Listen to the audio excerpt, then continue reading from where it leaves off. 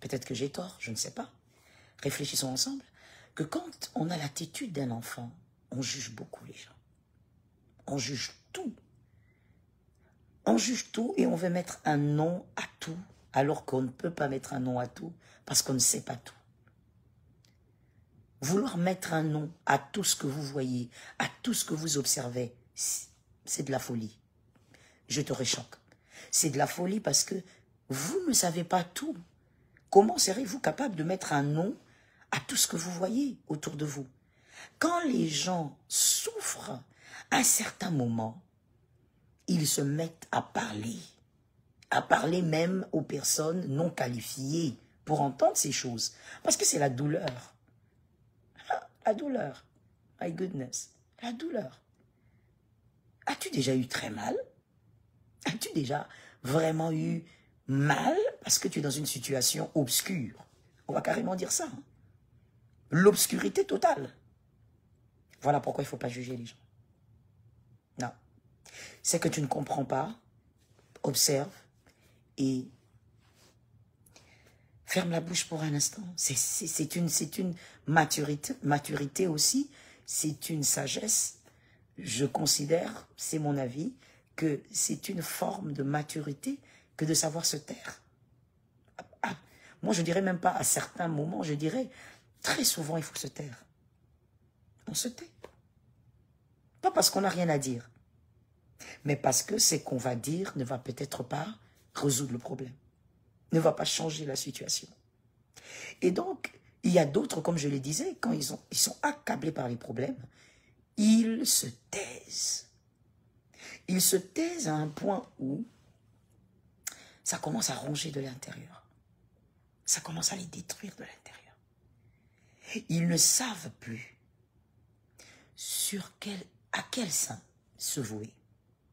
Ils ne savent plus quoi faire. Le premier piège, c'est lorsqu'on est face à ce genre de situation, les batailles et les difficultés de la vie. Lorsqu'on ne sait plus à qui parler. Est-ce que tu partages en ordre et en désordre?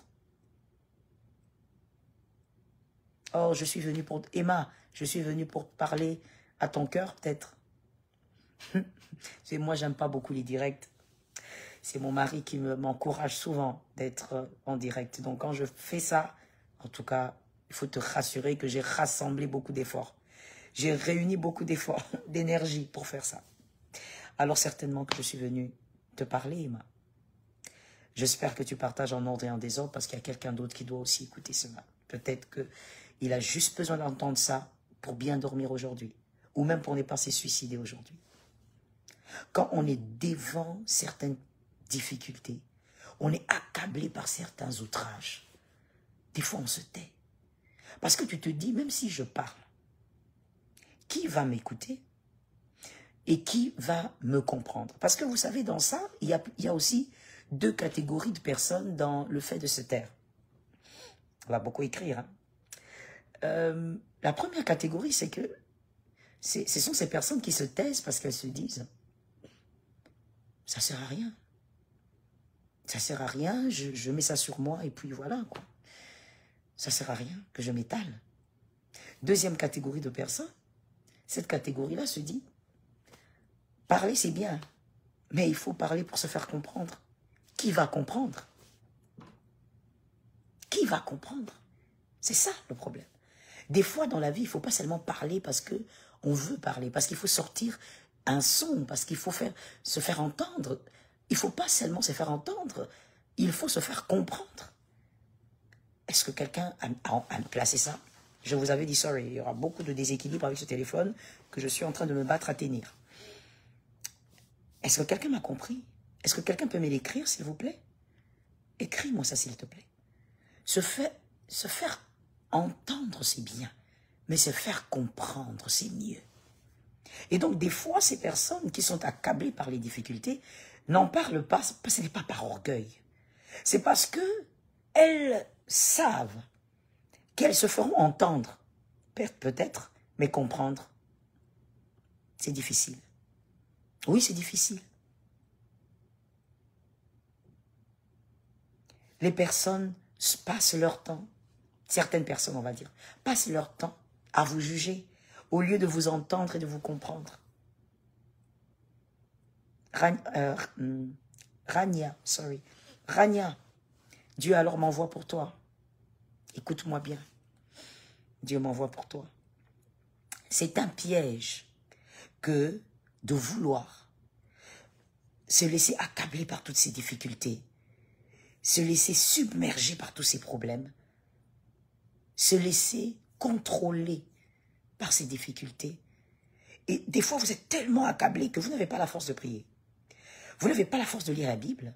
Vous n'avez pas la force de penser à un après. C'est-à-dire, vous n'avez pas la force de vous dire, ben, ce n'est qu'une épreuve, ça va passer.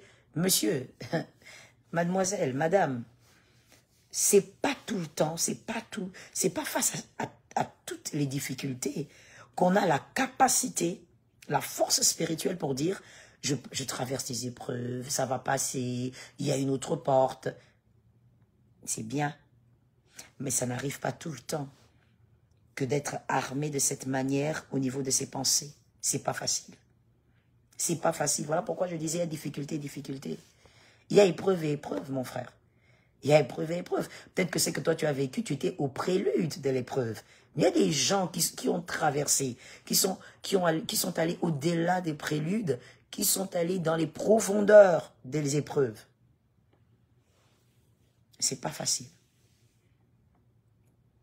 C'est pas facile. Et la force pour ne pas tomber dans ce piège, c'est-à-dire de laisser les épreuves vous accabler encore et encore, pour ne pas tomber dans ce piège, il faut absolument se décider. Quelqu'un a dit avec moi, la décision. La décision, c'est la chose que j'ai découvert, que c'est la chose que le diable ne peut pas m'arracher. En tout cas, parmi les choses qui ne peut pas m'arracher. La décision. Il faut décider. Décider de faire quoi? Décider de ne pas rester là. C'est-à-dire rester dans les mailles de ces épreuves. Parce que ces épreuves ont des mailles qui vous enlacent, qui vous enchaînent, qui vous retiennent. Il faut refuser, il faut décider. Tout passe par la décision. Sois bénie, Marina, sois bénie. Parce que tu as écrit décision. Il faut décider. Il faut décider de ne pas se laisser contrôler par les mailles de la douleur. Voilà pourquoi 2 Corinthiens 12:10, 2 Corinthiens 12:10 dit, l'apôtre Paul, il dit, c'est choquant ce verset-là. À chaque fois que je lis ce monsieur, je me dis, c'est pas évident. Il dit ceci, 2 Corinthiens 12:10, j'espère que je ne me suis pas trompé. 2 Corinthiens 12:10. Il dit, monsieur Paul dit, quand je suis dans l'outrage, quand je suis dans les problèmes, quand je suis dans les difficultés, pendant tous ces moments-là, je me réjouis.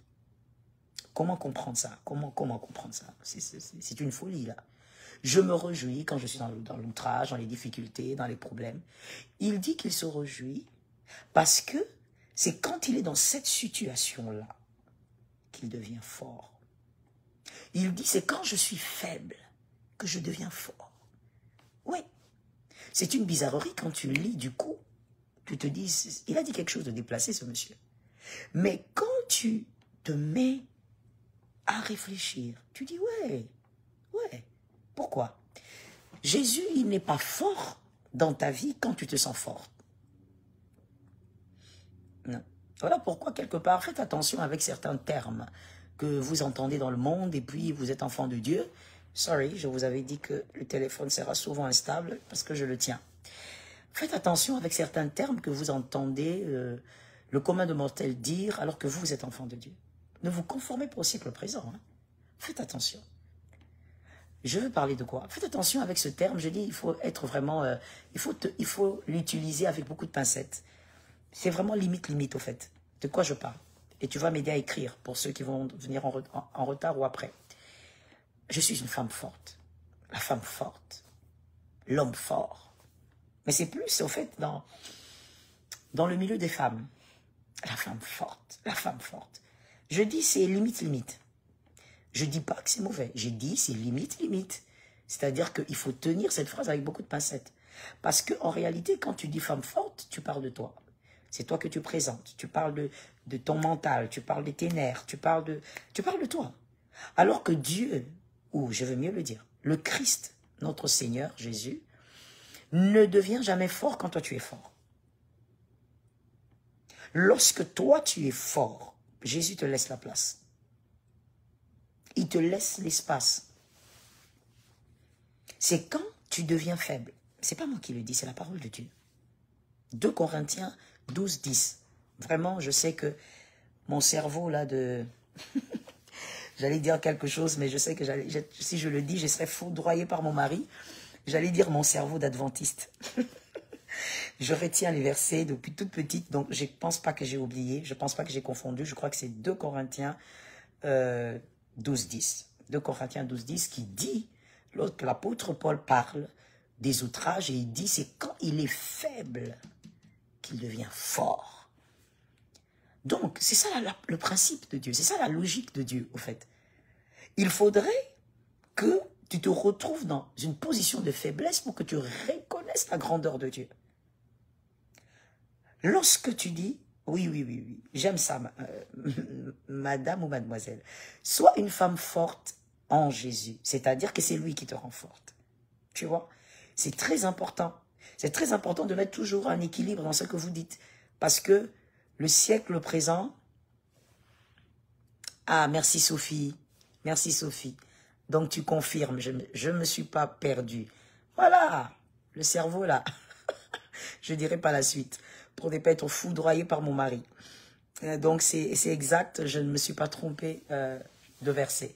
Donc c'est là que tu deviens forte ou fort.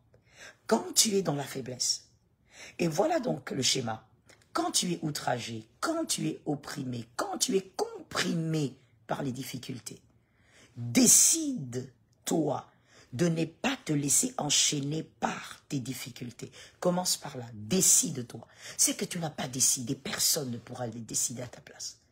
C'est que tu n'as pas décidé, écoute, même Dieu ne pourra pas agir.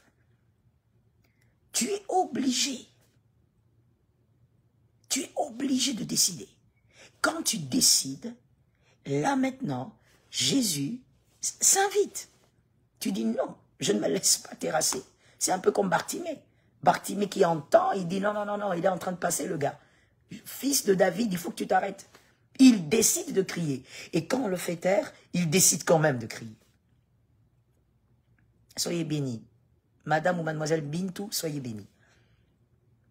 Et donc, c'est pour simplement dire que tu dois décider. Ne te laisse pas attraper, je veux dire, par ce premier piège. Ne laisse pas le mal te maintenir.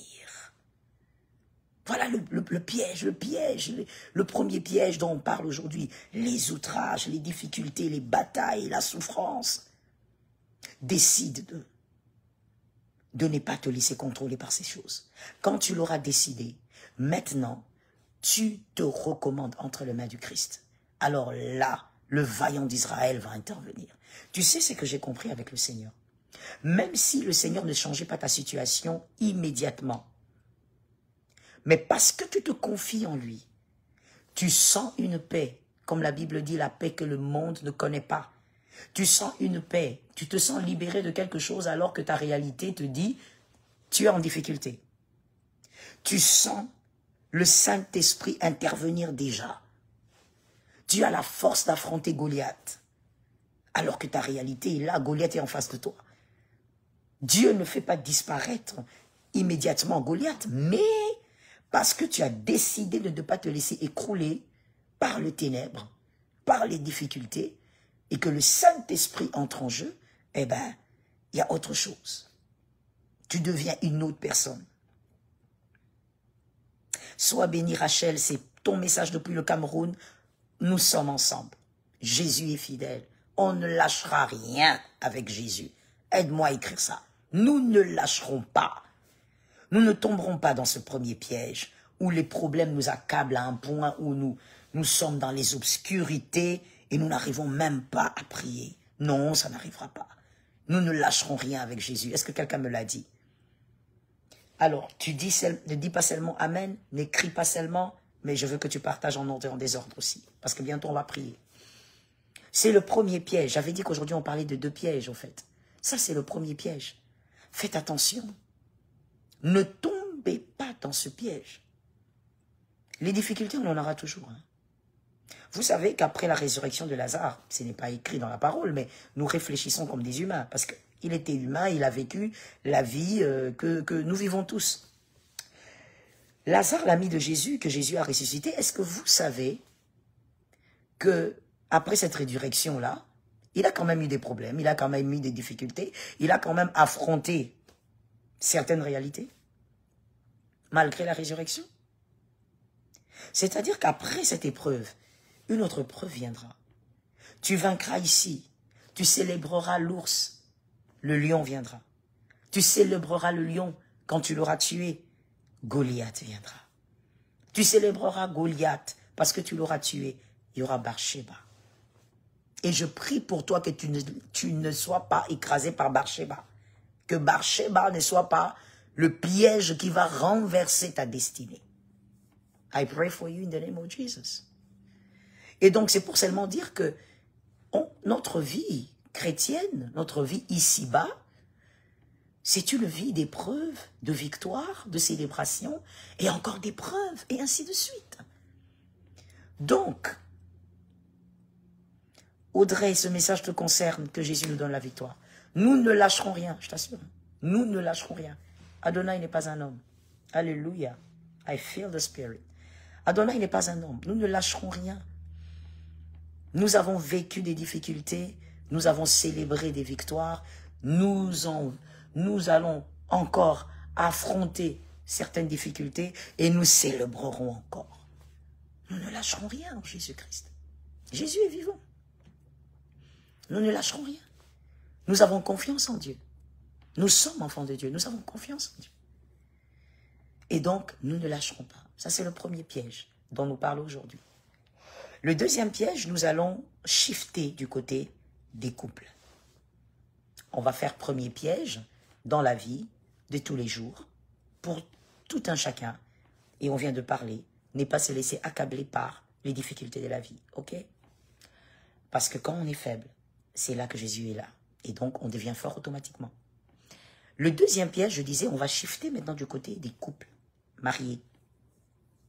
Bon, on le voit aussi dans les fiançailles, mais bon, je crois que je vais plus m'apaisantir sur les mariés. Le deuxième piège, que vous soyez célibataire ou marié, merci de me capter et merci de vous apprêter à la prière. Vous qui êtes célibataire, vous êtes doublement bénis, comme je le dis d'habitude, parce que vous recevez l'équipement que nous n'avions pas eu. Donc, ça veut dire moins d'erreurs. Et les mariés, prenons ce qui est bon et appliquons. Le deuxième piège, écrivez avec moi s'il vous plaît, ce sont les plaintes. Les plaintes dans le mariage. Quelqu'un va dire, est-ce qu'il ne faut pas se plaindre quand ça ne va pas? Quelqu'un d'autre va dire, est-ce qu'il faut être hypocrite quand ça ne va pas, on ne se plaint pas parce que, bon, voilà, on veut la paix? Une troisième personne, je l'entends dire, qu'est-ce que vous voulez dire par là? Pourquoi les pièges deviennent... Pourquoi plutôt les plaintes deviennent des pièges? Est-ce qu'il faut être là comme un mouton et supporter toutes ces bêtises et puis encaisser parce qu'on veut la paix? Pourquoi les plaintes sont des pièges dans le mariage? Parce qu'il faut d'abord savoir, lorsque vous vous plaignez pourquoi?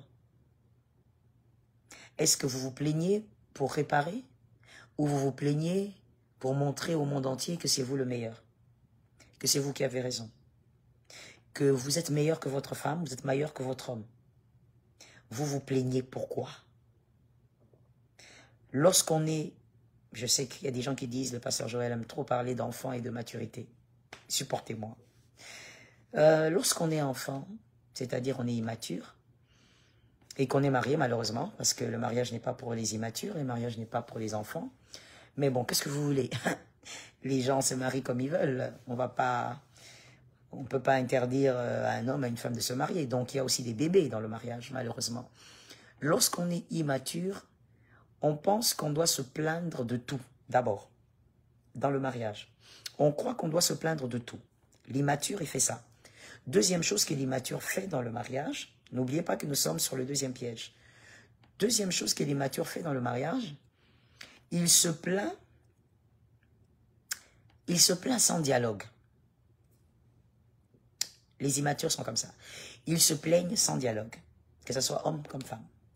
Il se plaint sans dialogue. Il se plaint. Il est là, il se plaint. Il se réveille le matin, il commence à parler. Des fois même, il monologue dans les plaintes. C'est carrément du monologue. Il est là, il se réveille, il commence à se plaindre. Pourquoi la télé n'est pas bien, je ne sais pas, allumée? Pourquoi est-ce que les assiettes sont sales? Pourquoi est-ce que les enfants ne sont pas là à l'école à temps? Au fait, il se plaint, mais il ne dialogue pas. Il n'est pas dans le dialogue. Il est dans un monologue de plainte. Alors, ça c'est quand on est immature. Et troisième réaction de l'immature, quand il se plaint, un signe d'immaturité au fait, dans les plaintes, c'est qu'il se plaint sans vouloir écouter l'autre. Il se plaint. Ça, c'est vraiment celui... ouh là là, que Dieu vous épargne. Ça, que Dieu vous épargne, vous les célibataires, les mariés, vous êtes des intercesseurs éternels. Donc, autant que vous êtes sur terre. Celui qui se plaint sans écouter l'autre, c'est vraiment l'imbu de lui-même, l'égocentrique, estime de soi exagérée. Ça veut dire, c'est lui le meilleur, quoi. Donc, il se plaint, il ne veut pas t'écouter. Il se plaint parce que, bon, pour lui, il a raison. Donc, il n'a pas besoin de t'écouter. Vous voyez là où les plaintes dans le mariage deviennent un piège. Et ça introduit même le diable. Ah oui, le diable entre et vraiment, il entre dans la dimension même du dragon. Parce que ce sont des plaintes remplies d'immaturité. Il n'y a pas de but. Dans la maturité maintenant, quand on se plaint, premièrement, quand on est mature, on est marié, qu'il y a des plaintes, c'est normal parce qu'on est humain, on est perfectible, on est imparfait. Premièrement, vous verrez, les plaintes d'une personne mature, elle se plaint après avoir dialogué. Les matures se plaignent après avoir dialogué. Il a dialogué avec sa femme, elle a dialogué avec son mari, mais ça ne passe pas. Ça ne passe pas. Ça veut dire la personne avec qui elle a dialogué, il a dialogué, c'est comme si la personne est bouchée. Et donc, là maintenant, elle se plaint. Parce qu'elle a d'abord dialogué. Ça, ce sont des plaintes d'une personne mature. Elle est passée, la personne, par le dialogue d'abord. Deuxième signe des plaintes matures, on va appeler ça comme ça. Oh là là, tenir le téléphone. Deuxième plainte, qu'est-ce que je disais? Deuxième type de plainte mature, c'est celui qui se plaint en écoutant l'autre. Après avoir écouté l'autre. Troisième attitude de la maturité dans les plaintes, c'est cette personne qui se plaint parce qu'elle veut réparation. Elle veut être écoutée pour la réparation. That is it. Mais il y a des gens dans le foyer, dans les couples, my goodness, que Jésus nous délivre du mal.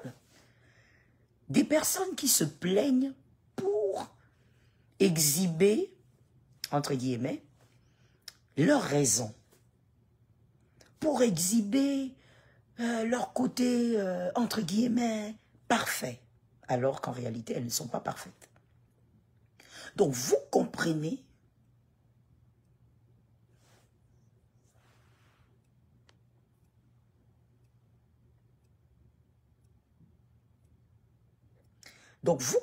quelque part que cette personne, elle se plaint pour faire du bruit. Elle se plaint pour se faire passer pour la meilleure personne dans le couple. Cette personne se plaint pour exhiber les erreurs de l'autre. C'est ça. Si tu es marié à un gars comme ça, à une femme comme ça, my goodness, que Dieu te donne la victoire. Parce que moi, je ne peux pas te dire de divorcer. Mon frère, je suis pasteur croyant à la parole de Dieu et lisant la Bible. Donc, je te dirais intercesseur pour la vie. Intercesseuse pour la vie. Je t'assure. Parce que là, ça, je ne sais pas comment appeler ça, quoi. C'est la catégorie la plus dangereuse. Ça veut dire le monsieur qui se plaint parce que il veut exhiber ta saleté. La dame qui se plaint parce qu'elle veut exhiber tes erreurs. Au fait, c'est comme quelqu'un qui se plaît à ce que les autres te trouvent très sale, très bizarre.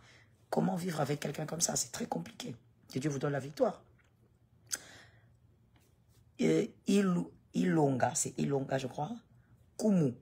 J'espère que je n'ai pas massacré ton nom. Que Dieu te donne la victoire dans ce cas, ma soeur. Oh, ma soeur, que Dieu te donne la victoire dans ce cas. Ce sont des cas compliqués. Même le cerveau d'un pasteur commence à tourner là. Ce sont des cas compliqués. Que Dieu te donne la victoire. Et donc, ça c'est un piège. Lorsque les plaintes n'ont pas pour objectif le dialogue, la construction, le bâtissement, l'amélioration de l'autre, surtout l'amélioration de l'autre, lorsque les plaintes n'ont pas ces objectifs-là, les plaintes dans le couple deviennent des pièges. Des pièges là où le diable va s'amuser, il va jouer, ça deviendra la piscine du diable. Que quelqu'un dise avec moi que ton foyer ne soit pas la piscine du diable. Même si tu n'es pas marié, tu prophétises. C'est une prophétie, mon frère. Il faut prophétiser. Que la parole au moins t'attende dans le temps. Si tu vas te marier l'année prochaine ou dans 5 ans, dans 10 ans, que au moins la parole, parce que la parole prophétique, elle plane. Elle reste là de génération en génération. Que cette parole-là reste dans les airs. Même après 20 ans, quand tu te marieras, que la parole-là te suive. C'est dangereux, c'est pas facile hein, le mariage, my goodness. Quand on dit le mariage n'est pas un jeu, les gens pensent que bah on exagère, on raconte des choses, pourquoi nous-mêmes on est dedans. Oh, ma soeur, on est dedans parce qu'on avait fait le choix d'être dedans. Tu veux qu'on le fasse comment? On est dedans parce qu'on avait fait le choix d'être dedans. On est dedans parce qu'on y croit, on croit que l'Éternel est avec nous. On est dedans parce que l'Éternel nous accorde des moments de paix, ça nous booste pour affronter les moments de vent violent, des difficultés. Mais quand on vous en parle avant, ben écoutez, c'est beaucoup d'amour déjà. Que Dieu t'aide. C'est pas facile. Oui, Peggy, que ton foyer ne soit pas la piscine du diable. In the name of Jesus. Déclare-moi ça, on commence déjà la prière. Déclare-moi ça, on commence déjà la prière. Peut-être, ce que je ferai, je le sens dans mon esprit. Je veux répondre seulement à 3 questions, souffrez. Les 3 premières questions que je verrai sur les 2 pièges dont j'ai parlé aujourd'hui. J'ai parlé des pièges. Le premier piège, les mailles des difficultés, n'est pas se laisser engloutir par les difficultés. Et le deuxième piège, les plaintes dans le couple qui ne construisent pas, qui n'ont pas le but de construire, qui n'ont pas le but d'améliorer. Donc, je vais répondre aux 3 premières questions et on va prier. Souffrez que je réponde aux 3 questions, aux 3 premières questions, s'il vous plaît. Et donc, ça sert à rien. Ça sert à rien. Et un conseil que je vais donner d'ailleurs à certains couples, je dis certains parce que tout le monde ne pourra pas avoir l'intelligence de capter ça, ni la force mentale de réaliser ça. Certaines plaintes ne sont même pas évoquées. Certaines plaintes ne sont même pas évoquées. Pourquoi? Parce que vivre avec quelqu'un, c'est la connaître. Ou c'est le connaître. Excusez-moi. Vivre avec quelqu'un, c'est le connaître. Vivre avec une personne, c'est la connaître. Et donc, quand vous vivez avec votre conjoint, votre conjointe, vous devez savoir si c'est ce dont vous voulez vous plaindre pourra s'améliorer ou pas. Pourra changer ou pas. Et quand on est mature, on est adulte, on sait ça. Qu'il y a des choses qui ne changeront jamais. Malgré le dialogue et tout ce que vous voulez. Il y a des choses qui ne changeront pas. Il y a des choses qu'on accepte quand ça n'amène pas le mal, quand ça ne détruit pas, quand ça n'amène pas le diable, quand... Voilà, on accepte. Et donc, il faut savoir aussi voir ça. Certaines plaintes, ça ne sert à rien que ça sorte même de ta bouche. Tu observes, tu regardes, tu pries, et puis tu comprends que ça ne sert à rien, il va rester comme ça jusqu'à sa mort. Elle va rester comme ça jusqu'à sa mort. Tant que ça ne vous détruit pas, j'insiste, tant que ça ne démolit pas votre couple, tant que ça n'introduit pas le diable chez vous, tant que ça ne vous déséquilibre pas, ben tu laisses. T'as pas besoin. Il y a des gens comme ça, vous savez. Et sorry pour les hommes. Les hommes, je suis désolé. Mais il faut que je vous le dise quand même. Hein. Il faut que je vous le dise quand même, les hommes. Alors, j'ai déjà la première question. Je veux répondre à la première et aux 3 premières. Et puis, d'abord, on va prier. Je veux quand même titiller les hommes, et c'est au-delà même du titillement. Je voudrais dire aux hommes, surtout auprès de vous, il y a ce genre d'attitude-là. Tu te plains pour des choses qui ne changeront pas. Ça sert à quoi, mon frère? Tu es en train de bouffer la paix de la maison. Tu gaspilles la paix de la maison. Tu es en train de gaspiller l'énergie positive de la maison. Pourquoi? Tu te mets à râler, tu râles. Alors que tu vis avec cette femme-là depuis 6 ans. C'est déjà beaucoup pour connaître une personne. Tu vis avec cette femme depuis 20 ans. Tu vis avec cette femme depuis 10 ans. Tu sais que ça ne changera pas. Si, comme je dis, si la chose ne vous détruit pas, si ça n'introduit pas le diable chez vous, laisse les bêtes.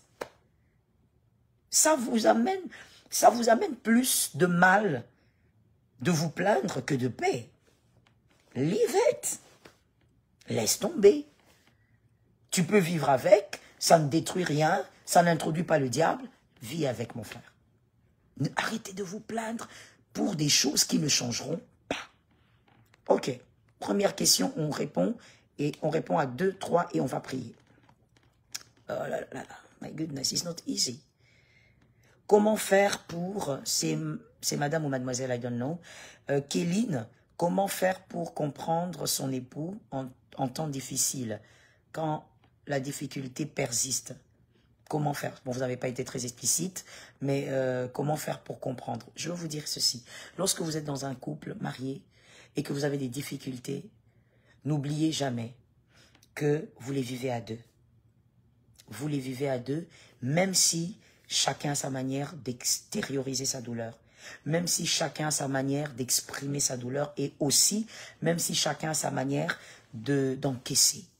Parce que chacun a sa manière d'encaisser, chacun a sa façon de faire passer ce train-là, ce train de douleur. Donc, ne vous attendez pas à voir votre mari, à voir votre femme réagir comme vous. Beaucoup de couples qui ont des problèmes, par exemple, problèmes financiers, problèmes de fécondité, problèmes de logement. En fait, vous avez un problème vraiment de couple. Beaucoup de couples se rajoutent encore d'autres problèmes au-dessus de ce qui existe parce que, justement, ils s'arrêtent sur des détails comme ça. Pourquoi, si il a vraiment mal dans cette situation, pourquoi il fait pas ci, pourquoi elle fait pas ça, pourquoi il réagit pas comme ça? Non, on réagit pas dans la douleur de la même manière. Non, les réactions face à la douleur sont relatives. Les réactions face à la douleur sont relatives. Donc, il ne faut pas ajouter un problème sur un problème. Beaucoup de couples souffrent de ça. Vous avez déjà un problème de logement, vous avez un problème financier. Mais non, madame, pourquoi tu t'inquiètes à vouloir comprendre? Oh, s'il est vraiment triste, si cette situation le dérange vraiment, pourquoi il est là, assis dans un coin, pourquoi il est là assis, pourquoi il ne fait rien? Madame, tu veux qu'il fasse quoi? Tu veux qu'il fasse quoi exactement? Tu veux qu'il aille mendier? Tu veux qu'il aille voler? Qu'est-ce que tu veux qu'il fasse? C'est sa manière à lui d'encaisser tout ce qu'il vit et de réfléchir par rapport aux problèmes. Donc, vous avez déjà des problèmes, madame, s'il vous plaît. De ce côté-là, ce sont les femmes que je vais un peu titiller. S'il vous plaît, ne rajoutez pas des problèmes sur des problèmes. Vous traversez des moments d'infertilité. Vous traversez des moments d'infertilité, ça fait des années, mais vous n'avez pas d'enfant. C'est pas facile. Hein? Oh, Seigneur Jésus. Je ne l'ai jamais vécu par la grâce de Dieu. Jésus m'a seulement fait grâce. Mais j'imagine pas, en tant que femme, non, j'ose pas imaginer ça. C'est pas facile. Alors, madame, il faut pas être là en train de dire, voilà, on n'a pas d'enfant, mais toi, tu es toujours là à sourire avec tout le monde, tu es toujours là à rire avec les enfants d'autrui. Oh, madame, peut-être que c'est en faisant ce qu'il fait qu'il essaye de refouler sa douleur, qu'il essaye de se délivrer d'une douleur. Toi, peut-être, madame, malgré tous les conseils du monde et les enseignements que tu entends, malgré la parole de Dieu, mais quand tu es dans cette situation d'infertilité, nous comprenons, c'est toi la femme qui porte, peut-être que tu entres dans ta chambre, tu pleures, après ça tu pries. tu te sens un peu réconforté. Mais lui, peut-être que ton mari, sa manière à lui de refouler cette boule qu'il a dans sa poitrine depuis des années, cette difficulté-là, peut-être que sa manière à lui, c'est de sortir, de voir les enfants des voisins, de rire avec les enfants dans le quartier. Alors, il ne faut pas vous ajouter un problème au-dessus d'un autre. Ne cherche pas à ce que ton mari réagisse dans la douleur comme toi, maman, madame. Oh my goodness. C'est trop de souffrance. Tu sais, j'imagine la douleur et puis je me dis, pourquoi ramener une autre? Monsieur, ne cherche pas à ce que ta femme, dans la douleur, réagisse comme toi. Peut-être que toi, monsieur, quand tu as mal, tu dois t'enfermer dans ton bureau, tu commences à réfléchir, la lumière éteinte, tu réfléchis et puis tu pries, et puis tu adores le Seigneur, tu dis Seigneur, je crois. Mais ta femme, elle, pour que vraiment elle traverse cette mauvaise passe, elle doit être avec sa famille, elle doit causer avec ses frères, c'est sa manière à elle. Lorsque vous commencez même à suivre ces détails-là, ça veut dire que tu voudrais que dans la douleur, que ton conjoint réagisse comme toi, vous allez vous entretuer pour rien. Vous avez une douleur à régler. Focalisez-vous sur le problème. Donc, j'ai répondu à Kéline. Kéline, généralement, c'est ça le problème. Quand on est dans la difficulté, qu'on veut comprendre l'autre, il faut d'abord commencer par là. On ne va pas réagir de la même manière dans la difficulté, dans la douleur, parce que la réaction, elle est toujours relative. Au nom de Jésus, on va prier pour ta famille bientôt. T'inquiète pas. Alors, Solange, elle dit, son mari se plaint toujours, mais sans dialogue. Sans dialogue. Ah, lui, il a toujours raison. Oh, je t'assure, Solange, c'est pas facile. C'est pas facile. La plupart d'hommes, on va dire ça, sont comme ça, malheureusement. Les hommes en général, hein. Les exceptions, il y en a. Parce que faut pas aller prendre et dire, Pasteur Joël a dit. Il y a toujours des gens comme ça. Il dit, Pasteur Joël a dit, les hommes, non. Il faut bien suivre. Il ne faut pas prendre un morceau. Oh my goodness. Désolé pour le téléphone. Il ne faut pas prendre le morceau d'une prédication, d'un enseignement pour dire, voilà, les gens ont dit. Non. J'étais en train de dire, en général, les hommes sont comme ça. Les hommes, en général, ils aiment se plaindre pour avoir raison. En général, il y a des exceptions. Et ça, c'est pas bien. Alors, quand tu as un homme comme ça, qui aime se plaindre pour avoir raison, ben, quand il se plaint, ne dis rien. Parce qu'il ne se plaint pas pour que tu l'entendes. Dans le mariage, tu sais, il faut apprendre à gagner le temps aussi. Il faut gagner le temps, madame, surtout quand on est une femme, il faut apprendre à gagner le temps dans le mariage. Quand il se plaint et qu'il ne veut pas t'écouter, et que c'est toujours lui qui a raison, ne dis rien. Ne dis rien. Dans ce qu'il dit, toi, tu n'es pas, excusez-moi le terme, tu n'es pas une chèvre. Vous êtes habitué à ce que je vous choque, donc c'est pas très grave. Tu n'es pas une chèvre, tu n'es pas une chatte, tu n'es pas tu n'es pas quoi? Tu n'es pas un oiseau, donc quelque part, tu es humaine, tu as un cerveau, Dieu t'a créé avec un cerveau, et donc quand il se plaint, même quand tu ne dis rien, même quand lui veut avoir raison, ben tu écoutes quand même, tu écoutes, et puis tu sais voir quelles sont les plaintes qui sont fondées, où tu dois t'améliorer, c'est pour ton intérêt de toutes les manières, madame. Quand on s'améliore, c'est toujours d'abord pour soi-même. Donc, quand tu l'écoutes, là où c'est fondé, ben, tu prends ça pour toi, tu te dis, il faut que je fasse des efforts, je suis enfant de Dieu, il y a des choses aussi que je dois régler. Mais quand tu sens qu'il y a des plaintes que, malheureusement, ça plane sur des nuages, et que, parce que monsieur veut avoir raison, ne dis rien, madame, ne crée pas des conflits ou des disputes, ne dis rien, il faut garder la paix de Dieu dans la maison. Alors, je réponds à la dernière question et on va prier. Comment faire si vous avez un mari plaintif? Alors, comme je le disais tout à l'heure, dans la plupart des cas, les hommes sont plaintifs. Yes. Dans la plupart des cas. Je l'ai dit tout à l'heure, en répondant à la deuxième question. Excusez-moi pour les autres questions, d'accord? J'avais dit que je répondais aux 3 premières questions. Les autres, vous êtes venus en retard. Donc, je réponds aux 3 premières questions pour aujourd'hui. Déjà que c'est direct, j'ai beaucoup souffert pour le faire. Quelqu'un va me demander pourquoi. Tout simplement parce que je n'aime pas trop être en direct. Et donc, alors, je réponds aux 3 premières questions. Et j'ai déjà répondu à 2. Et ensuite, on va prier par rapport à ce qu'on a compris aujourd'hui. Les 2 pièges dont on a parlé aujourd'hui. Alors,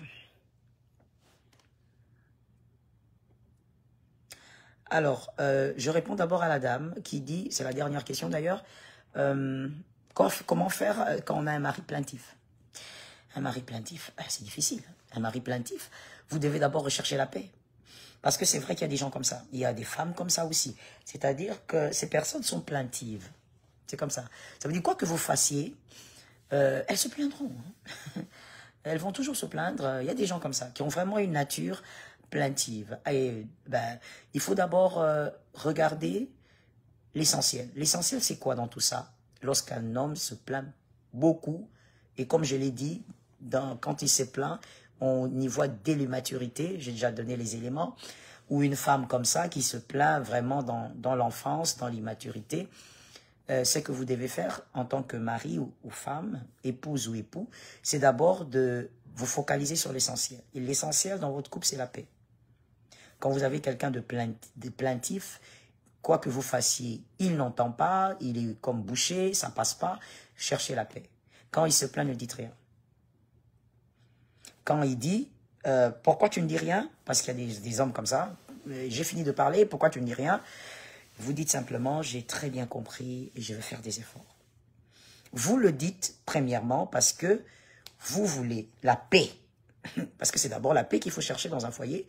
Et deuxièmement, vous le dites parce que, comme je venais de le dire, dans ces plaintes, vous êtes un être humain. S'il y a des choses qu'il a dit, en tout cas si c'est un mari, s'il a des choses qu'il a dit ou qu'il a eu à dire qui sont logiques, vous y travaillez. Vous y travaillez. Vous travaillez sur votre personne parce que, comme je disais, tout changement est d'abord pour votre intérêt à vous. Ça, c'est la vérité. Même si l'autre réclame un changement, mais quand vous vous améliorez, c'est d'abord votre bonheur, c'est pour vous. Donc, allez, au fait, allez avec un homme plaintif sous cet angle-là. Ne parlez pas beaucoup. Soyez bénis, Chaya, soyez bénis. Si ça vous aide, c'est l'essentiel. Et donc, ne parlez pas beaucoup face à quelqu'un de plaintif. Plus vous parlez, plus vous l'énervez. Les plaintifs sont comme ça, ou les plaintives. Plus vous parlez, plus vous l'énervez. Alors, Choya, on se calme, on ne parle pas beaucoup, on se focalise sur l'essentiel. L'essentiel dans un couple, c'est la paix. Il faut d'abord naviguer dans ce sens-là. Et je réponds à la préoccupation d'un frère que j'ai vu défiler rapidement, qui dit qu'il veut se marier, mais la demoiselle a 1 année de plus. Oui, exaucer, c'est même vous. Donc, vous avez posé la question 2 fois. Alors, je réponds à ça, alors que normalement, on doit déjà prier. Hein. Je réponds à ça parce que c'est une préoccupation. Vous comptez épouser 1 année de plus et niveau scolaire. Elle a plus de niveau scolaire que vous. Alors, je vous réponds d'abord en tant que pasteur. En tant que pasteur, je dis... elle a 1 année de plus que vous, c'est pas grave. Hein. C'est pas grave du tout. Tout dépend de votre capacité à vivre avec ça, à vivre avec ce poids-là. Parce que, surtout dans notre société africaine, il y a toujours des gens. Hein. Il y a toujours des gens. C'est 1 année de plus, mais lui, il va dire 15 ans de plus. Donc, ça veut dire il y a toujours des gens qui trouvent que c'est pas correct, c'est pas conventionnel. Tout dépend, exaucer à ta capacité de vivre avec ce poids. Je parle d'un poids au niveau de la société. Pas entre vous deux, c'est bon. Mais au niveau de la société, ça sera toujours un poids qui vous suivra. Alors, sois capable de vivre avec et d'assumer. Tu l'aimes, elle t'aime, et puis c'est pas grave. Alors, par rapport aussi au niveau scolaire, c'est la même chose, c'est la même réponse. Tu connais son niveau scolaire, tu sais qu'elle a plus étudié que toi. Et puis, bon, voilà, ce sont les circonstances de la vie, des fois, qui permettent des choses comme ça. Sois capable, monsieur exaucé, d'assumer cela, sans que tu ne deviennes maintenant un problème pour cette fille. Parce qu'il ne faudrait pas que cette fille souffre à cause de toi aussi. C'est-à-dire, tu sais qu'elle a un niveau scolaire plus élevé, quand tu décides de te marier avec elle, il ne faudrait pas que dans le mariage, tu commences à fatiguer la pauvre fille. Tu fatigues la pauvre fille en train de dire tu parles comme ça parce que tu as étudié plus que moi, parce que tu as un plus gros diplôme que moi. Et quand je te parle, il faut m'écouter. Ne me prends pas pour un homme idiot parce que toi, tu as étudié. Oh là là. Ça, c'est fatigant. Hein. Ça, c'est fatigant et ça, c'est vivre avec un gamin. C'est vivre avec un gamin au lieu de vivre avec un homme adulte. Et vivre avec un gamin dans le mariage, quand on est un homme adulte, c'est fatigant. Je vous dis, c'est fatigant. Donc, vaut mieux carrément faire bien les choses. Et ça veut dire que si, monsieur exaucé, tu veux vraiment vivre avec cette dame, en sachant qu'elle a elle a étudié plus que toi, ben, il faut assumer. Et puis, il n'y a rien de grave. Hein. Il n'y a pas une écriture. Voilà pourquoi je te disais que je te réponds d'abord en tant que pasteur. Il n'y a aucune écriture qui dit que quand la femme a plus étudié, elle a un problème, elle ne sera pas une bonne femme, elle ne sera pas soumise. Ça, ce sont les hommes immatures qui réfléchissent comme ça. Hein, je te réchoque. Hein. Je te réchoque. Il y a des hommes qui ne vont pas rester dans ce direct. Je te réchoque. Je dis, les hommes immatures, ils disent des choses comme ça. Une femme qui a beaucoup étudié, elle est insolente, elle est impolie. Une femme, quand elle est plus âgée, elle est ceci. Tu ne peux pas épouser une femme médecin, elles sont insoumises. Une femme qui a un doctorat, mais qu'est-ce que tu veux? Tu veux que les pères qui ont mis au monde des filles ne fassent pas étudier leurs filles parce que toi, dans ton immaturité, oui, je choque encore, Eureka, je choque encore. Toi, dans ton immaturité, monsieur, permets-moi de te tutoyer, dans ton immaturité et dans ton enfance, hein, ton enfance psychologique, tu penses que une femme qui a un doctorat, elle est forcément insoumise, que ce père-là ne fasse pas étudier sa fille. What is that? C'est quoi ça? Non, non, non. Il y a aucune écriture qui le dit de Genèse Apocalypse. Que cette femme-là, qui a beaucoup étudié, elle deviendra un problème. J'ai toujours dit, le problème de la soumission d'une femme, c'est d'abord un problème éducationnel. Ce n'est pas même d'abord parce qu'on lui a ouvert la parole de Dieu, on a ouvert la Bible, et puis on lui a présenté la soumission bibliquement parlant. C'est d'abord éducationnel. Si une femme n'a pas reçu une éducation équilibrée, même si vous ouvrez la Bible devant elle, elle ne sera pas soumise. Et même si elle n'a pas fait le bac, elle n'a pas eu son bac. Donc, elle peut être une femme qui n'a jamais été à l'école, mais être une très insoumise, ça veut dire que l'insoumission même regarde au loin et l'insoumission est choquée. Ça existe. Donc, quand on est immature comme homme, c'est là qu'on dit une femme qui a étudié, elle est forcément pas soumise. On stigmatise au fait ce genre de femme. Ça, c'est pas normal. Donc, pour dire simplement que Monsieur Exaucé, en tant que pasteur, je vous dis qu'il n'y a aucune écriture qui vous empêche d'épouser cette femme-là. Mais c'est à vous maintenant, parce que c'est vous qui serez le chef, c'est à vous d'assumer toutes ces choses, c'est à vous de respecter toutes ces choses. C'est la vie qu'elle a, elle est plus âgée que vous d'une année, elle a fait ses études très poussées, et contrairement à vous, assumez ça et aimez-vous. Aimez-vous. Et en tant que mère, je peux te répondre en te disant maintenant, c'est un conseil en tant que mère, en te disant, s'il te plaît, ne fais pas souffrir la fille d'autrui à cause de ce qu'elle est. Et voilà, c'est toi qui as voulu l'aimer, elle est plus âgée que toi, mais accepte et vivez heureux, tout simplement. Il y a des personnes qui se sont mariées avec des hommes ayant, je ne sais pas, 20 ans d'écart, 5 ans d'écart, 6 ans d'écart, c'est-à-dire l'homme est plus âgé, de 7 ans, de 8 ans, de 20 ans, 20 ans c'est beaucoup quand même, de 3 ans, mais qui sont malheureux. Il y en a beaucoup, beaucoup, beaucoup, many. Donc, c'est pas une affaire d'âge, c'est pas une affaire de diplôme non plus. Pour vivre heureux dans un mariage, c'est une affaire de beaucoup de choses, mais que je pourrais résumer ici en disant que c'est d'abord une affaire de maturité. Et je pourrais mettre virgule, c'est une affaire aussi de communication. Quand on communique bien, ça va aller. Et évidemment, comme le mariage aussi est extrêmement spirituel, il faudrait évidemment être un homme d'esprit. Il faudrait être un homme qui parle en langue. Quand je dis qu'il parle en langue, je ne suis pas en train de dire que vous devez tous parler en langue. Hein. Vraiment, parce que sur les réseaux, il y a des gens, oulala, quand ils vous suivent, c'est comme s'ils mettent leur cerveau à côté. Je suis simplement en train de dire que quand on est marié, il faudrait être une femme, un homme de prière. Voilà, c'est juste ce que je veux dire. Est-ce qu'on peut prier maintenant ? On a parlé de 2 pièges aujourd'hui. Et comme je vous l'ai dit, je ne vous promets rien parce que je ne voudrais pas être une femme qui promet sans réaliser. Mais que Dieu nous aide à ce que de temps en temps, nous puissions passer pour parler des pièges de la vie. Parce que c'est ce que Dieu m'a mis à cœur. Mais les directs, oh mon Dieu, je n'aime pas les directs. Que Dieu nous aide. On va prier. Est-ce qu'on peut prier ? On commence par le premier sujet de prière selon le premier point d'aujourd'hui, les pièges. Le premier piège, les mailles des difficultés. Les mailles des difficultés. Tu vas prophétiser avec moi que face à cette difficulté, face à ce problème, tu as déjà la victoire. et que tu ne sombreras pas. Quelqu'un a dit avec moi, je ne sombrerai pas. In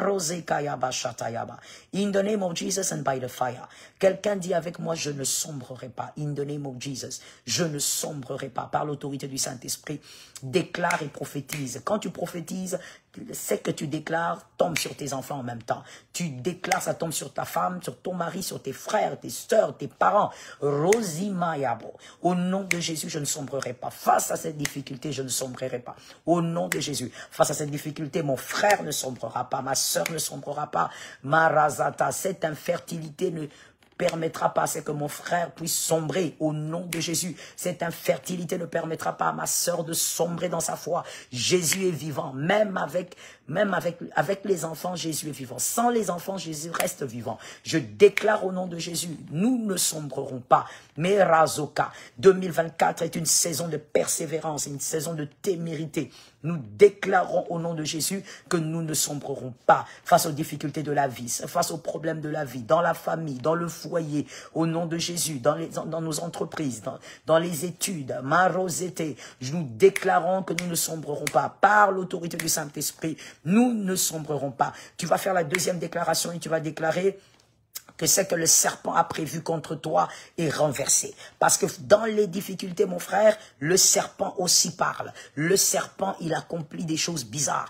Déclare, ordonne, positionne que ces paroles t'attendent même en 2027, mais déclare que le serpent ne te détruira pas. Face à tes batailles, à tes combats, les serpents ne te détruira pas. Déclare avec moi, quelqu'un d'autre a déclaré aussi, c'est un incirconcis, il ne mourra pas. Au nom de Jésus de Nazareth, c'est un incirconcis, il ne me détruira pas.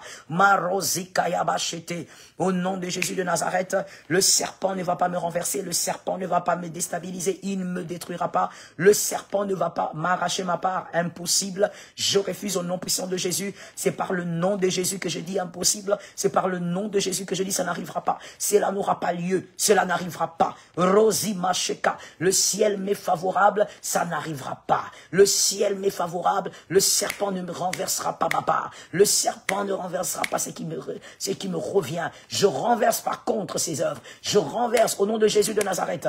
Il est écrit, j'ai reçu le pouvoir de marcher sur le serpent, le scorpion, de toute la puissance de l'ennemi. Rien ne peut me nuire et rien ne me nuira. Rezima kayaboste, marazayako, ikemarabosa, yemarazika, rosotomai, shekayaraba. Au nom de Jésus de Nazareth, rien ne me nuira. Par l'autorité du Saint-Esprit, je l'ordonne et je déclare. La troisième déclaration, nous déclarons par rapport au deuxième piège maintenant, nous déclarons au nom de Jésus, mon couple ne sera pas renversé. Si tu es célibataire, tu dois prier avec cette déclaration avec plus de force et de vigueur qu'elle est mariée. S'il vous plaît. Si tu es célibataire, c'est à toi de carburer en prière pendant ce moment. Si tu es marié, allume un triple feu. Au nom de Jésus, l'Éternel des armées ne renversera pas mon... Au nom de Jésus, l'Éternel des armées est ma sécurité. L'Éternel des armées est ma force. Le diable ne renversera pas mon couple. Au nom de Jésus de Nazareth, le diable ne renversera pas le couple de mon frère, de ma sœur. Le diable ne renversera pas le couple Marazaka de celui qui est connecté en ce lieu. Au nom de Jésus de Nazareth, le diable ne va pas renverser ce qu'il a posé, ce qu'il a placé. Nous déstabilisons, nous renversons. Ce qu'il a mis, nous renversons. In the name of Jesus, il ne renversera pas ce couple par le feu de Dieu. Nous envoyons un feu qui s'allume et qui ne s'éteindra pas. Au nom de Jésus de Nazareth, Razike Avança, ce couple ne sera pas renversé. Au nom de Jésus de Nazareth, Père éternel, préserve ces fiançailles-là. Car c'est toi qui les as mis ensemble. Que Seigneur, ces fiançailles ne soient pas renversées. Préserve que le serpent sorte. Au nom de Jésus de Nazareth. Nous allons déclarer, deuxième déclaration pour le deuxième piège, nous déclarons au nom de Jésus que ce que le serpent a introduit soit révélé. Shema Razetebest.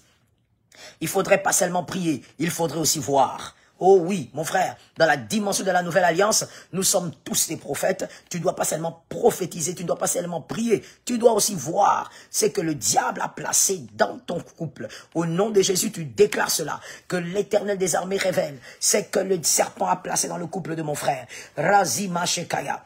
Au nom de Jésus de Nazareth, je déclare par l'autorité du Saint-Esprit, je déclare par l'autorité de Jésus, Yemarazakaya, Yekemachete, par l'autorité de celui qui est fidèle, je viens ordonner, Imarazikayamama, je viens déclarer, par l'autorité de celui qui est vivant, Yemarezetebai, ô esprit de gloire, ô esprit de vérité, esprit de puissance, esprit de grâce, nous invoquons ton nom, nous appelons ton nom, Yemarazikayaba, Yemashatayaba. Nous refusons énergiquement tout ce que les serpents a placé dans le couple, que cela soit révélé, que cela sorte, que cela soit révélé, que cela soit révélé. C'est que le serpent a placé, au nom de Jésus de Nazareth, c'est que le serpent a placé de manière tacite. Nous déclarons que Seigneur, tu ouvres nos yeux.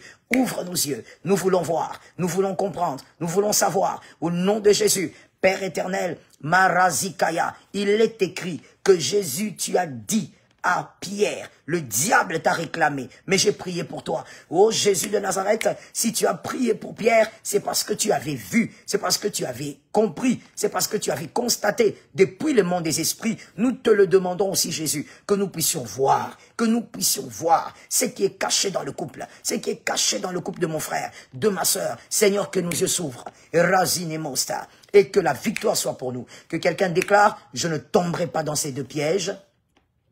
Quelqu'un a déclaré encore, je ne tomberai pas dans ces deux pièges. Nous parlons des deux pièges dont nous avons parlé aujourd'hui.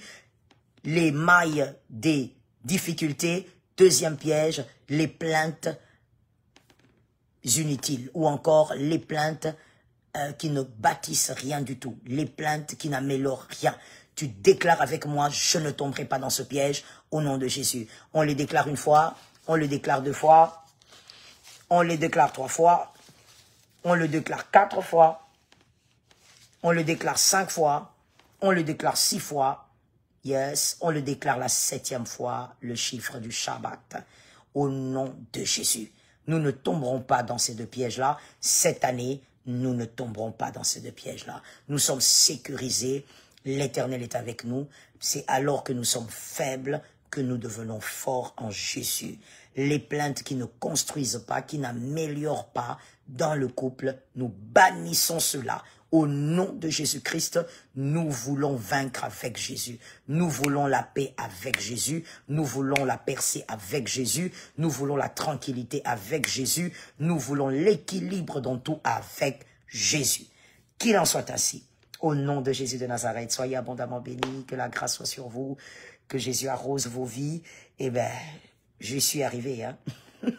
J'ai décidé d'être en direct aujourd'hui et je suis arrivé. Que Dieu m'aide et que Jésus vous aide aussi. C'était le pasteur Joël Kabasile. C'était 2 petits moments de prière et d'enseignement, de partage au fait avec vous. Et c'est toujours un bonheur. Soyez bénis, que la grâce soit sur vous. Je viens aussi préciser que par la grâce de Dieu, nous sommes aux États-Unis et précisément nous serons à Iowa dans quelques heures.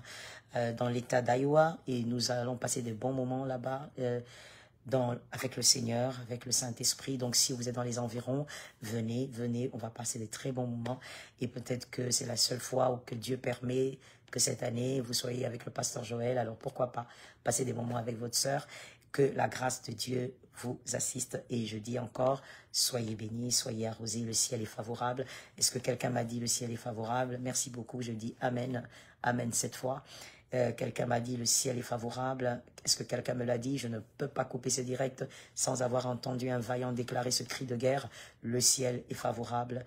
Le ciel est favorable. J'attends la première, la deuxième, la troisième jusqu'à la 7e et j'aurai fini. Le ciel est favorable.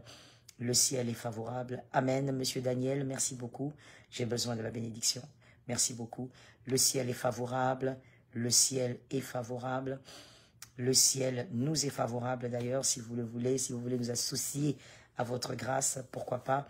Le ciel, c'est bientôt. Pour la Belgique, c'est en avril. Par la grâce de Dieu, si Jésus nous prête vie, en Belgique, j'y serai en avril. Donc soyez simplement connectés, vous aurez les dates. Le ciel est favorable. La première personne, c'est Joël. Ah, mon homonyme, sois doublement béni, tu es mon homo. Le ciel est favorable. Ruth, le ciel est favorable. C'est la deuxième sur mon écran. Troisième, c'est Bennett. J'ai pas massacré. Le ciel est favorable, sois béni. Quatrième, c'est Kems sur mon écran. Le ciel est favorable. Cinquième, c'est Bénédicte. Le ciel est favorable chez vous. Sixième, c'est Georgette. Le ciel est favorable chez vous. Septième, c'est Steven. J'espère que j'ai pas massacré ça. Steven. Le ciel est favorable. Soyez donc bénis. Que Jésus soit avec vous. Que la grâce ne vous quitte pas. Soyez empêchez-vous dans votre cœur et dans vos foyers. Dans vos